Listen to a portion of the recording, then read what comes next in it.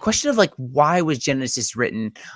We have this book that's assembling all these amazing stories of God's truth that comes along, but like, why was the book of Genesis like composed and written? And it's kind of a very broad question. But like, what's your take on like why the book of Genesis was written? Oh, I won't give the same answer I gave on the other two, but it's not a lot different.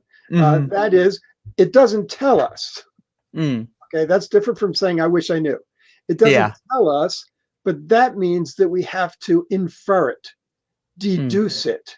We have to read the book and figure out what is it that holds all these parts together.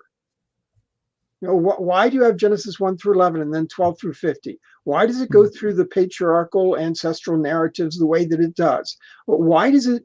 And all we can do is observe the selection and arrangement and emphasis.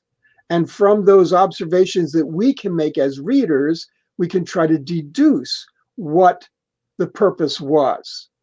Now, I think that we can make a pretty good shot at that. And because of the nature and the amount of the information that we have. So I think that we can conclude that the book was written to give an introduction to the covenant. Mm. And so Genesis 12 through 50, of course, has the establishment of the covenant, but it still launches you then into Exodus rather than concluding the story at the end of Genesis.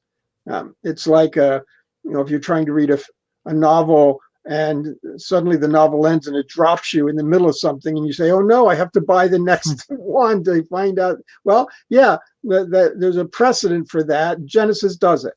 So that's clearly about the establishment of the covenant.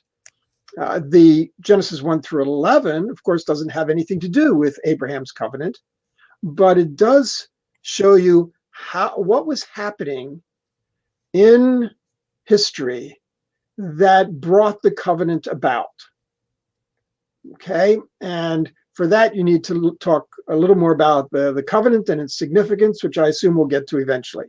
But that's what I would understand the book being written for, to give us an introduction to the establishment of the covenant.